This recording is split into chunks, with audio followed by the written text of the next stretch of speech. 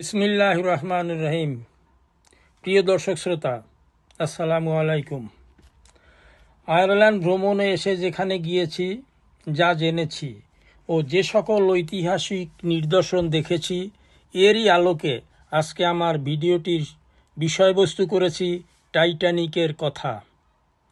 আশা করি শেষ পর্যন্ত সাথেই থাকবেন। জেপি মর্গান ওই সময় আমেরিকার একজন ধনাঢ্য ব্যক্তি।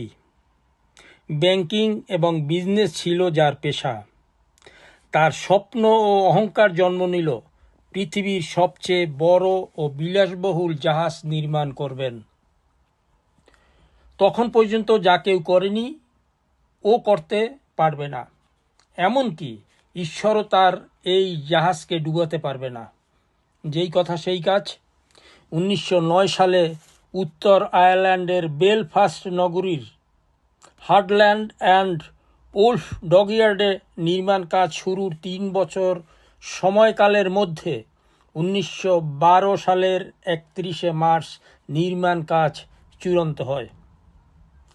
জাহাজটি দৈর্ঘ্যে ছিল 883 ফুট, প্রস্থে 92 ফুট এবং জাহাজটির ওজন ছিল প্রায় 52,310 টন।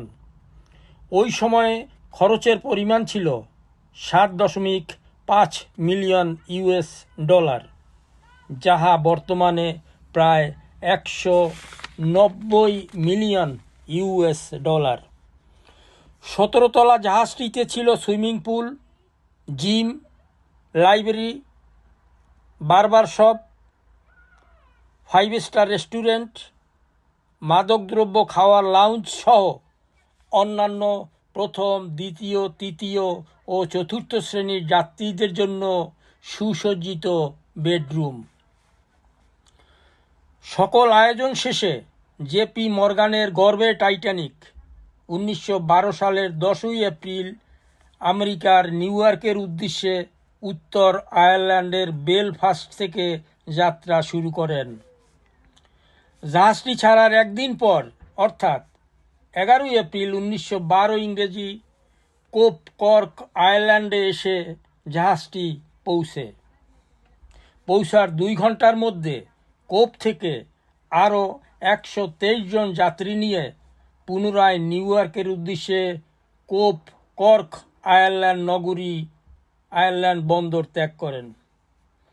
যাত্রার 4 দিন পর 14 এপ্রিল 1912 ইংরেজি কোপ থেকে 1036 মাইল অতিক্রম করার পর উত্তর আটলান্টিক মহাসাগরে নিউ ফাউন্ডল্যান্ড থেকে 375 মাইল দূরে সকল অহংকার দম্ভ চূর্ণ বিচূর্ণ করে এক খণ্ড বরফ পিণ্ডের সাথে ধাক্কা খেয়ে 15 এপ্রিল 1912 সাল সকাল 2:20 জাহাজটি 12,500 ফুট আটলান্টিকের গভীরে ডুবে যায়।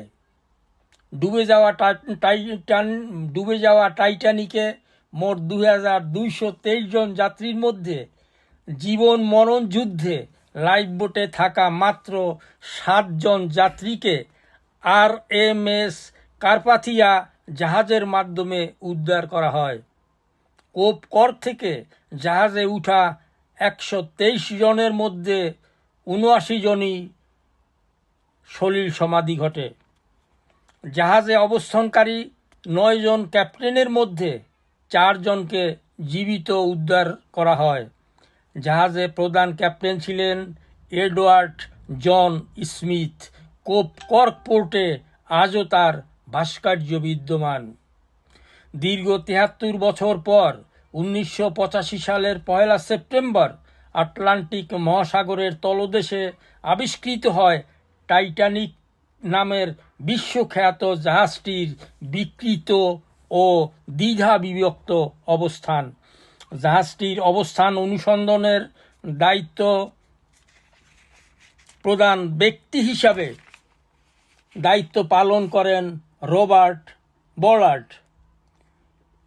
টাইটানিক স্মৃতি বিজড়িত ডুবে যাওয়া জাহাজ থেকে উদ্ধারকৃত কিছু নিদর্শন আজও সাক্ষী হয়ে রোসেস পয়েন্ট কোপ কর্কে সংরক্ষিত আছে।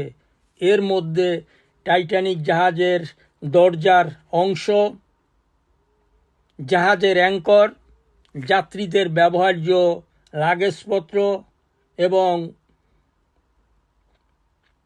জাহাজে অংশগ্রহণকারী ক্যাপ্টেনদের ভাস্কর্য।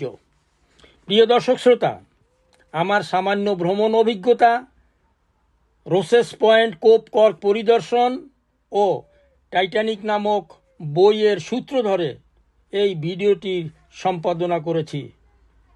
আশা করি আপনাদের সবাই ভালো লাগবে। আজ এ পর্যন্ত। সবাই ভালো থাকুন, সুস্থ থাকুন, সকলের প্রতি শুভকামনা। আল্লাহ হাফেজ। আসসালামু আলাইকুম ওয়া রাহমাতুল্লাহি ওয়া বারাকাতুহু।